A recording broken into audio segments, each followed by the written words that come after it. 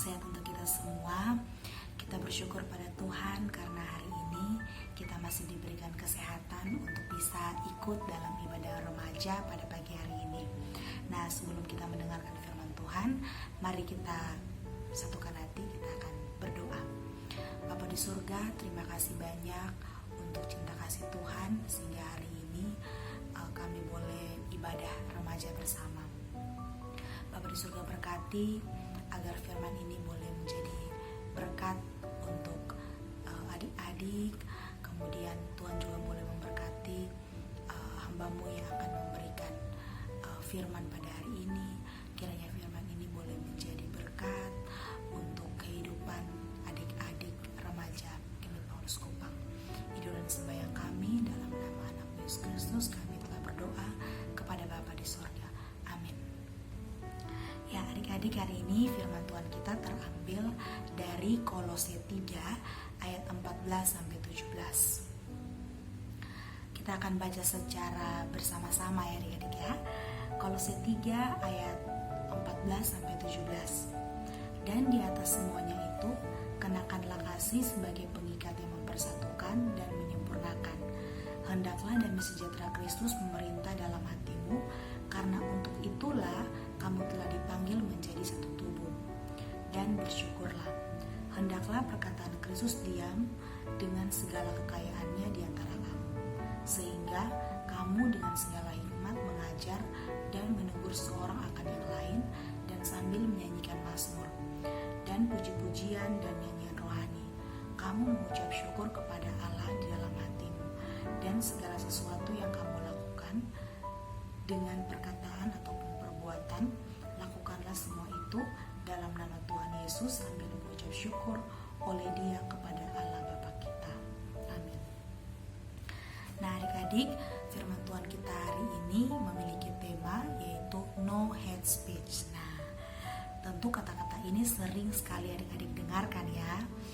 Nah, oke, Kak Koni akan menjabarkannya. Nah, adik-adik, hate speech itu atau ucapan kebencian adalah tindakan komunikasi dari orang atau kelompok yang berisi provokasi, hasutan, hinaan kepada seseorang ataupun kelompok dalam berbagai aspek. Misalnya dalam aspek ras, warna kulit, cacat yang dialami oleh seseorang, ataupun gender seseorang.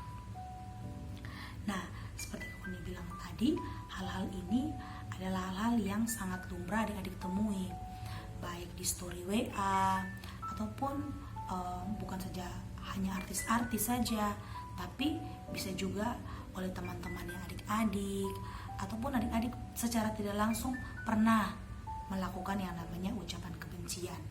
Misalkan ada emosi dengan kawan, terus mulai muat di status. Nah, itu sudah masuk dalam ucapan kebencian.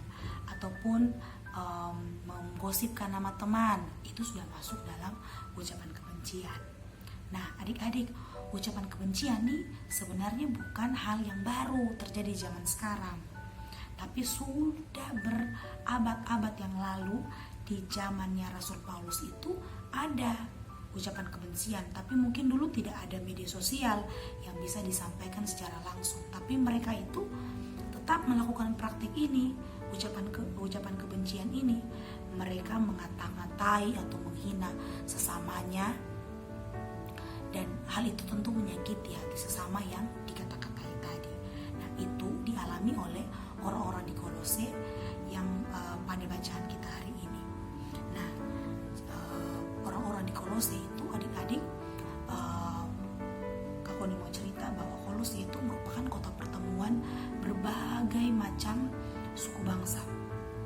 Jadi ada orang yang kulit putih, ada orang yang kulit hitam, ada orang yang kulit sawo matang, semuanya berkumpul, ada ragamnya di kota Kolose. Jadi sangat bukan hanya warna kulit, beragam bahasa juga ada. Jadi kalau misalnya banyak orang yang berkumpul, berarti banyak kepala, berarti banyak pikiran adik-adik, dan akan sangat mudah untuk terjadinya praktik ucapan kebencian ini di sini. Jadi hal itu bukan hal yang baru ya adik-adik ya. Ini sudah lama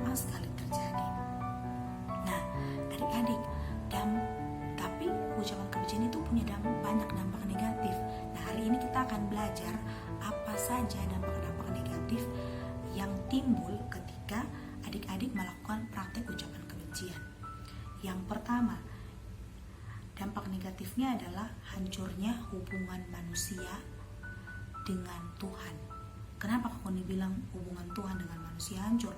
Padahal yang digosipkan atau yang dihina itu adalah manusia yang lain. Karena apa adik-adik? Pertama, yang kita hina itu, orang yang dihina itu adalah makhluk ciptaan Tuhan. Kita misalnya hina matanya sipit, atau kita hina dia punya warna kulit, kita sudah menghina ciptaan Tuhan. Berarti kita tidak menghargai ciptaan Tuhan, kita mengolok-ngolok. Hubungan kita dengan Tuhan menjadi rusak. Karena adik-adik ketika kita melakukan hal itu, ucapan kebencian ini merupakan hal yang berdosa di hadapan Tuhan. Jadi kalau dosa, maka hubungan kita dengan Tuhan juga akan, kalau kita lakukan itu berarti kita akan berdosa, dan hubungan kita dengan Allah akan semakin jauh. Hubungan kita semakin jauh kalau kita semakin berbuat dosa. Dampak negatif yang kedua adalah hubungan manusia dengan manusia. Itu sudah pasti, karena ketika kita membicarakan atau menghina nama orang, pasti orang yang dibicarakan ini akan tersinggung. Nah, itu baru misalnya orang si A ini membicarakan nama si B akan tersinggung dengan si A, dan hubungan mereka berdua tentu tidak akan baik. Mereka akan menjadi semakin jauh. Lantas, kalau misalnya si A ini menceritakan nama si B kepada si C, maka hubungan antara mereka bertiga ini akan baik atau tidak? Pasti akan semakin rusak. Semakin banyak orang yang terlibat dalam ucapan kebencian, maka hubungan yang rusak itu semakin melebar dan semakin melebar. Tentunya tidak ada damai sejahtera lagi, akan timbul kekacauan, orang akan ada permusuhan antara satu dengan yang lainnya. Nah, yang awalnya hanya 2 orang yang bermusuhan, akhirnya menjadi besar dan semakin besar, dan hubungan manusia akan menjadi rusak.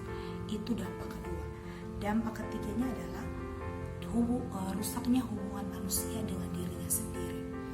Kenapa Kak Koni bilang hubungan mereka akan dengan diri sendiri rusak? Karena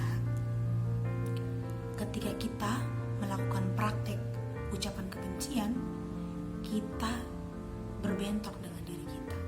Karena setiap kita ini punya Roh Kudus dalam hati yang menggerakkan kita untuk tidak melakukan itu. Tapi karena kita melawan, akhirnya kita bertabrakan. Kemudian selain bertabrakan dengan kata hati Roh Kudus, hubungan kita dengan diri kita itu rusak. Karena apa? Kita setiap hari hanya suka berpikir negatif, dan kalau kita berpikir negatif terus, diri kita akan rusak adik-adik. Kita tidak mampu melihat hal-hal yang baik lagi, kita hanya melihat hal-hal yang buruk, dan itu lama-kelamaan akan merusak diri kita. Kalau misalnya sesuatu dikasih yang negatif-negatif terus, dia akan semakin rusak adik-adik. Jadi dampak dari ucapan kebencian yang simpel tadi, yang kita hanya posting, ataupun kita hanya misalkan baca teman status marah-marah dengan teman yang lain, terus kita cerita di teman yang lain, kita ikut posting juga, kita bukan saja merusak hubungan antara kedua teman ini, tapi kita merusak diri kita sendiri, kita merusak hubungan kita juga dengan Allah. Banyak hal yang akan terjadi dan dampaknya akan besar ketika ucapan kebencian ini dilakukan adik-adik. Nah, ketong tahu sama-sama bahwa ucapan kebencian ini tidak ada baik-baiknya, yang ada hanya negatif saja. Untuk itu, hal ini disadari oleh Rasul Paulus adik-adik. Makanya hari ini kita bisa baca di kita punya bacaan hari ini, Rasul Paulus itu menulis surat kepada jemaat Kolose karena dia merasa, wah, jemaat Kolose ini akan tidak bertumbuh kalau kebiasaan ini terus meluas. Semua orang Kolose kalau sudah saling bertengkar, maka mereka tidak akan bertumbuh lagi. Mereka tidak akan menjadi anak Allah karena tidak ada damai sejahtera. Mereka tidak ada damai sejahtera, sehingga Rasul Paulus menulis surat yang kita baca di dalam Kolose 3 ayat 14-17. Nah, bagaimana cara kita menangkal